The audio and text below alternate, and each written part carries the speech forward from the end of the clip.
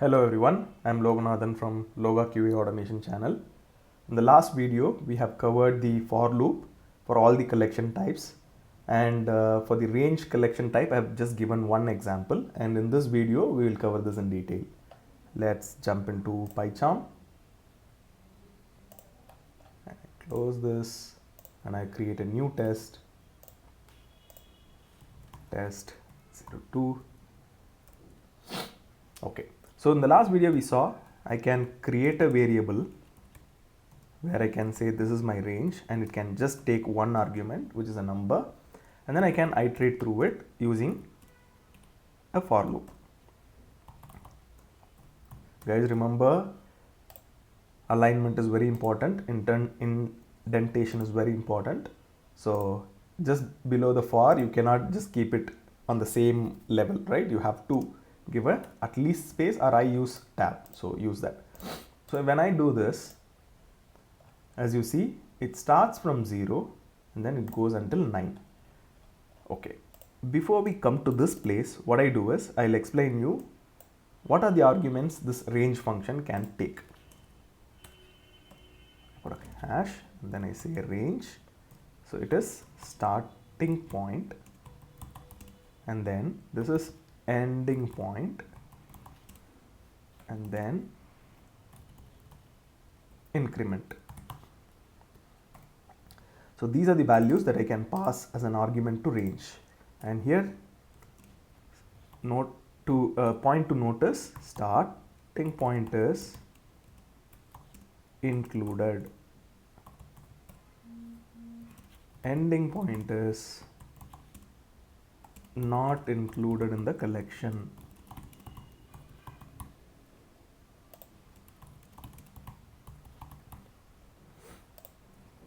Increment is nothing but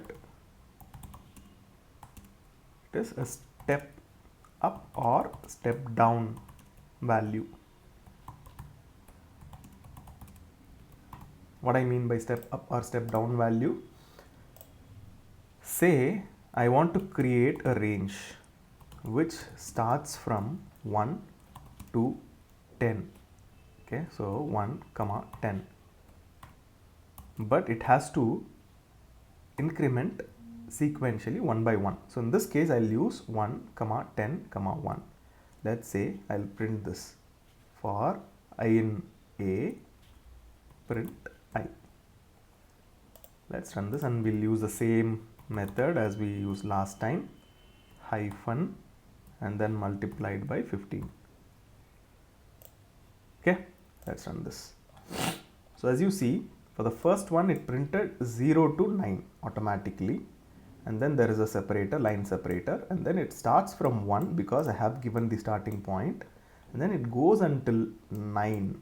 It is not taking 10, it goes until 9 because, as we mentioned, ending point is not included in the collection. So it goes until 9 and it stepped up by 1. So after the starting point 1, it just adds 1 to the next elements in the collection. Okay, if I want to increase it by 2, let's see, if I just put 2, what is going to happen? So as you see, it starts with 1 and then it prints 3. So 1 plus 2 is 3. And then 3 plus 2 is 5. So it goes by 1, 3, 5, 7 and then 9. Because 10 is the ending point, it cannot go beyond it, or it cannot include that too. So that's why it goes in that way. What if I put 0? 0 to 10 increase by 2. Let me play this, and even here you see that it goes from 0 to 4, 6, 8. It is not going to include the 10 in your collection. Okay, so this is the use of the function range. Okay, you can mention the starting point, you can mention the ending point, which is not going to get included. It is the upper limit which will not get included. You need to understand it in that way. And then this is the step up or step down. So what I mean by step down, I'll take one more example. Say you want to print the same in reverse order. So this time I'll go with step 1 itself so that it will be very clear. The starting point is 5 and then the ending point I'm going to give it as 0, and then I'm going to give it as -1 when I say minus 1, it's going to step down 1. So let's execute this. As you see, it starts with 5 and then it gets reduced 4, 3, 2, 1. It gets reduced by 1 because I've given minus 1 here. And then it goes until 1. The reason is I have given the ending point as 0. If I give the ending point as 1, it would have stopped at 2. So let me try this. You see, 5, 4, 3, 2. And it ends here. And now let's see what happens if I want to print from 10 to 0 in reverse order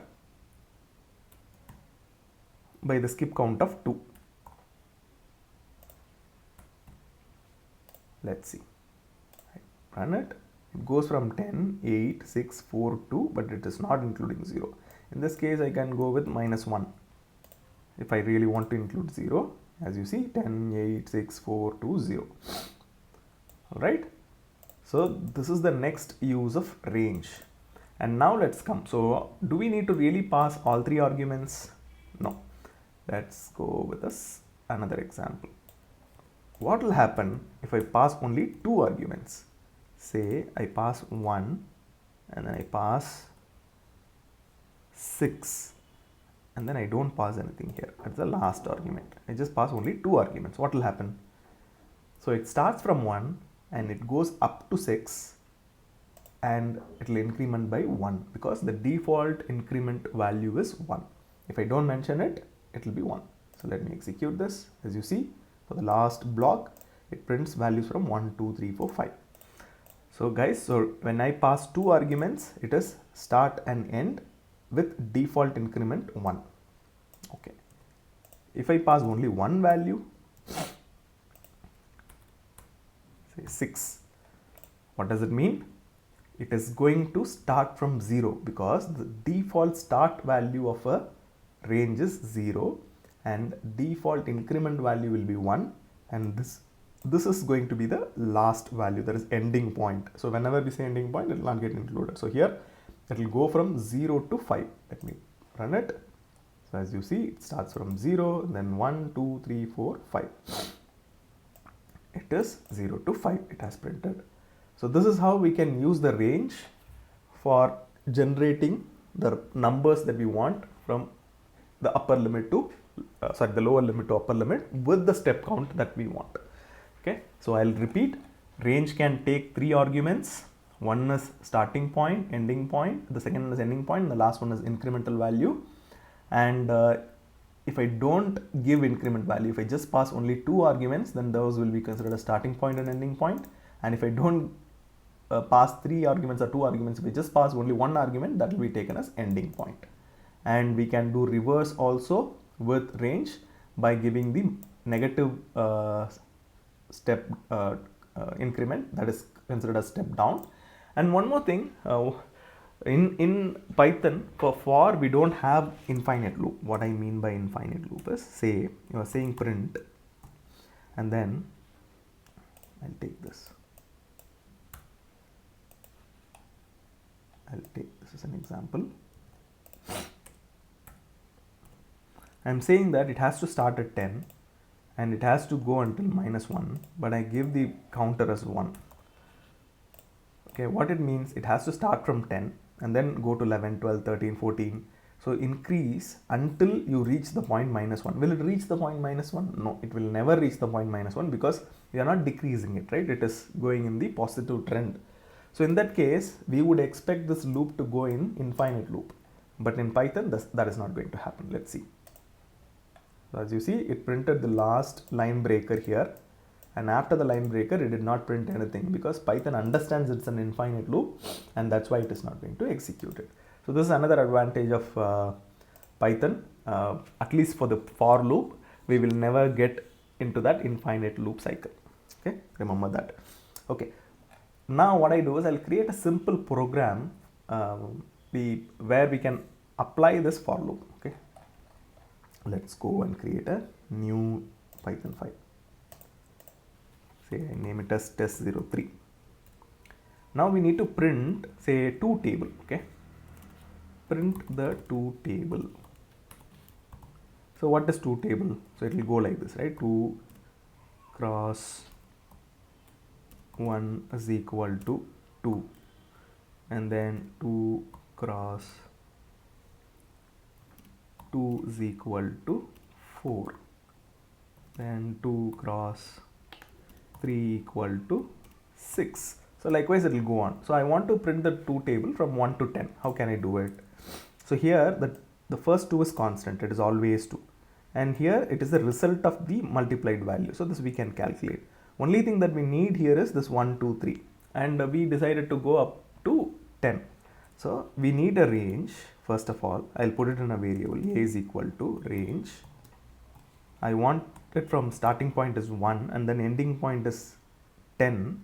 So what I do, I'll put 11. So because I want to go until 11, and I'll say 1. So this range will give me 1 to 10. Now I want to calculate. So I'll say that prod is equal to, okay, so what I'll do is I'll iterate through for I in A, then prod is equal to 2 multiplied by I. So as you see, 2 is constant, that's why I'm putting 2 here. 2 multiplied by I, and then I say print prod. Okay, let's see what it is going to do. So it prints 2, 4, 6, 8, 10, 12, 14, 16, 18 and 20. It prints the 2 table, but it is not in this format that I wanted. So how can I achieve it? So I can construct it, correct? I can construct and then I can print. How can I construct it? First I want to print 2, then cross 1, right? So let's see. I'll create a string now. String is equal to, I'll open a double quote. I'll say put 2 first, and then I have to put this X mark, and then I have to use a plus mark. I'll leave a space, and then after the plus, as you guys know, plus is used for 2 purposes. One is for addition and another one is for concatenation. So I am converting this integer into now I'll put I, okay, because it is I, whatever it is coming here is I, and then I put again plus, I'll open double quotes and I say equal to, yeah, next I have to put plus, and then I have to say this str of prod, okay, and then I print this string here. Let me play this. Awesome. As you see here, I have done a small construction of a string and then I'm printing it so that it looks like the table that I wanted. 2 cross 1 is equal to 2, 2 cross 2 is equal to 4, just like what we have learned in our say kindergarten or first standard, second standard, right? So here I have used this concatenation, plus, and then double quotes, and then converting the integer into string so that I can get this. Instead, we can do it in another way. So what is that way? I can create a string using curly braces. Wherever I want to use a variable, I can simply use the curly braces and I can use it. So curly braces I is equal to curly braces prod. But only one thing that I need to do here is I just need to put F. F means I am formatting it.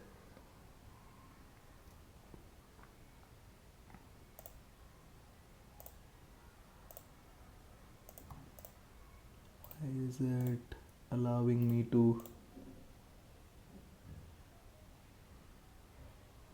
2 cross? Okay, there shouldn't be a space after F. That is the reason why it was throwing error. So let me comment this out. Now I have done the same thing, but as you see, I have used these curly brackets to define my variables, or not define, to put my variables in the string construction. Let me first run this and see if it works. Yeah, it is working, and now I'll explain it. So without this F, you can understand, right? So 2 into, and I want to print the value of I, so that's why I'm using the curly braces. I is equal to, again I want to print the value of the multiplication of 2 and I. That's why I'm using curly braces prod. But why I'm using f? The reason is I'm saying Python that here I'm doing some formatting by using these curly braces. So you need to convert wherever the curly brace is present, you need to put the actual value. I'm telling Python by using this small letter f. So when I use it, it gets converted and it prints like this. Right? So whatever way is convenient for you, please follow it. I feel more convenient with this. I can use double quotes or I can use single quotes also. Doesn't matter because it's a string I'm formatting. So I can use both the quotes. And I find this is more convenient and also readable. I don't need to break my head to understand what exactly this concatenation does. This is just a line of code which I can see and understand what it is trying to print. All right, perfect. So this is an example for application of this range, and in this video we have covered what is range, what are the different types of arguments that we can pass to the range, and also how we can iterate through the range, and how we can increment in a positive way and increment using the negative numbers, and how can we step it up, how can we step it down, how can we reverse. All those things we have seen, and also we have seen a practical example for using range in our program. Okay, with this we are coming to the conclusion of the video. Thank you so much for watching. Until we connect in the next video, bye from me.